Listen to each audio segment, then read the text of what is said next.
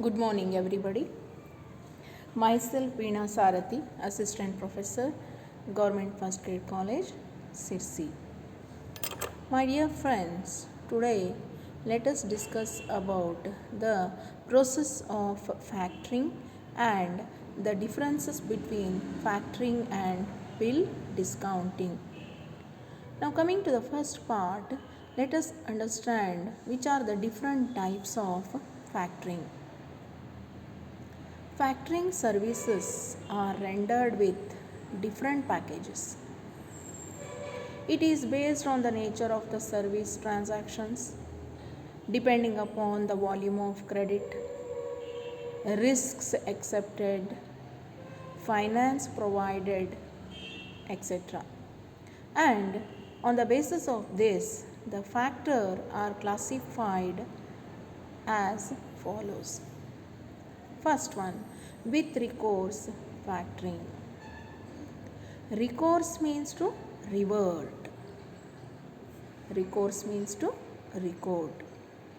The factor, he will go back to the client to recover the loss which have been occurred due to bad debts. He will go back to the client and he will recover the loss which has occurred due to the bad debts. The factor, he will not accept the credit risk. He will not accept the credit risk. If the credit amount is not paid by the customer, then all the loss has to be borne by the client only. Now there are different types of factoring. As I told there, first one is with recourse factoring, first one is with recourse factoring, second is with sans recourse factoring. So what is with sans recourse factoring? Under this, the factor, he cannot recourse to the client for the non-collection of the dues. If the dues are not collected here, then the factor, he cannot recourse to the client. The client is set free here. The client is set free and he has to pay some extra commission here, that is for the risk that has been borne by the factor. Client is set free and he has to pay some extra commission. Third one is advance factor. So the advance amount is paid by the factor on the date of agreement. For example, if the date of agreement has taken place on 1st January, on that date only the advance amount is paid. So how much advance amount is paid here? Advance amount that is ranging between 80% to 85% of the total value. 80 to 85% of the total value of the receivable agreed by the client. Then fourth one is maturity factoring. This maturity factoring, it is just opposite to the advance factoring. So here the factor has to pay any amount whenever it is collected. The amount collected here on the maturity, it is paid on that date only. On what date the amount is collected, on that date only he has to pay the amount. That is called as a maturity factoring. Then fifth one is notified, disclosed or bulk factoring. So here the name is disclosed. Therefore it is called as disclosed factoring. The name is disclosed here in the invoice copy and it is in writing. So here it is an indirect order to the customer to make the payment to the factor. Indirectly he is giving an order. It is given an order to the customer to pay to make the payment. Then undisclosed, confidential or invoice factoring. So under this, the name is kept confidential. The name of the factor is kept confidential, it is kept secret, and here the factor manager, he will manage all the sales ledger contacts and customers but on behalf of the client and in his name only. So factor will manage all the sales ledger. He will have a contact with the customer, but all he is doing here on the behalf of the client, and it is in the name of the client only. Then what is domestic factoring? So if the parties to the agreement and the customer, they are belonging to the same country, then it is called as a domestic factoring. And what is international factoring? The parties to the factoring, if they are relating to different countries, if they belong to some two different countries, then it is called as international factoring. So here there are four parties, namely, like for example, client, importer, export factor and import factor. So here if all of them they are belonging to different countries, then we call it as international factoring. Then next one is agency factoring. So there is a special feature for the agency factoring, and that is the work is shared between the factor and the client. So both of them they are sharing the work. The factor, he will provide the finance and he will bear the credit risk. Both of them they are sharing the work, and therefore it is called as agency factoring. Then 10th one, that is suppliers guarantee factoring. So the factoring services that take place between the two suppliers, if more number of middlemen are involved in the sale, then the factor will act between two suppliers and he will provide the factoring service. So therefore it is called as the suppliers guarantee factoring. The factoring service takes place between two suppliers. If more number of middlemen are involved in the sale, then the factor will act between two suppliers and he will provide the factoring service. Then limited factoring. So the factor will restrict his service to only some of the selected customers of the seller. He will not provide the factoring service to all the credit customers of the client. It is called as limited. It is limitation is made here. So therefore he is restricting his service only to selected customers of the seller. He is not providing this factoring services to all the credit customers of the client. Therefore it is called as a limited factoring. Then buyer based factoring. So the factor will provide the list of buyers or the customers, and he will provide finance only against the debts of such customers, credit customers.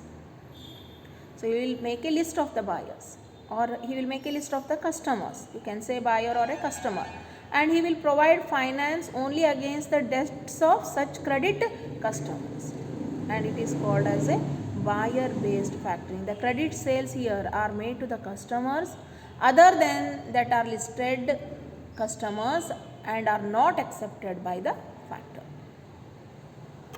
Then 13th one, that is seller based factoring. So the invoice here are prepared by the seller. Only invoice is prepared by the seller. Remaining everything it is performed by the factor. So the factor, he is very selective in offering services to the seller. So therefore it is called as a seller based factoring. Then the last one is full factoring. So here the factor will provide full range of factor services. So that it will include investigation, risk bearing, advisory services, sales ledger management, financing and collection. So all the services are included here. So the factor is providing full range. All services are provided here. Therefore it is called as a full factoring. So these are some of the different types of the factoring. Now let us continue with the next part, that is difference between factoring and bill discounting. So we can make the differences here with regard relating to the point of distinction, relating, that is first point of distinction, meaning. So when we come to the meaning, factoring means it is a service in which the receivables are sold to the factor. Receivables are sold to the factor.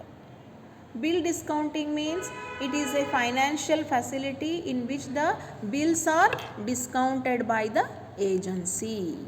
That is the first point of distinction. So factoring means it is a service in which receivables are sold to the factor. Bill discounting means it is a financial facility where the bills are discounted by the agency. Then the second point of distinction, that is scope. Factoring is broader than bill discounting. Factoring is broader than bill discounting, whereas bill discounting, it will include different types of bills. It will include different types of bills only bills. Then third point of distinction, we come here to the services. In factoring, many services are rendered. Several services are rendered. In bill discounting, except discounting and financing, no other services are rendered. No other services are rendered. Then coming to the fourth one, that is nature. So debts are purchased and factor becomes holder for the value in the factoring. Debts are purchased and factor will become holder for the value. But in bill discounting, bills are discounted and accepted for collection. Bills are discounted and they are accepted for the collection. Then what are the facilities provided in the factoring? There is no refactoring in case of the factoring. But whereas in case of bill discounting, so many facilities are provided here. Then coming to the next point of distinction, that is recourse. So the factor, he will usually accept the receivables without recourse to the client, without making recourse to the client. But in bill discounting, bills are discounted with recourse. Bills are discounted with recourse. Then next point of distinction, that is cost. The factoring cost is more. The factoring cost is more because the nature of the work and because of the risks involved. But in case of bill discounting, it is not costly as the term is maximum 3 months or 90 days. Then the next point of distinction, that is coming to the secrecy. Factoring can be secret or it can be confidential. But whereas in case of bill discounting, there is no secrecy at all. Then the next point of distinction, that is relation to balance sheet. This factoring is off the balance sheet. It is off the balance sheet. But whereas bill discounting, it is balance sheet financing. It is balance sheet financing. Then process. In case of factoring, it involves number of services or several series of activities are involved. Whereas in case of bills discounting, it is a very simple activity. Then coming to the next point of distinction, that is accounting. So the treatment of factoring, it will differ. So it will differ depending upon the method you are going to follow. A different method, so which method you follow, depending upon that the treatment will differ. But whereas in case of bill discounting, it is simple. it is simple in both the parties. Then the next point of distinction is size. So in factoring, the amount is very bulky and there are number of parties at a time. The amount is bulk and it will involve number of parties. Whereas in case of bill discounting, it is restricted and limited amount is there and small amount is there. Limited or small amount and it is restricted.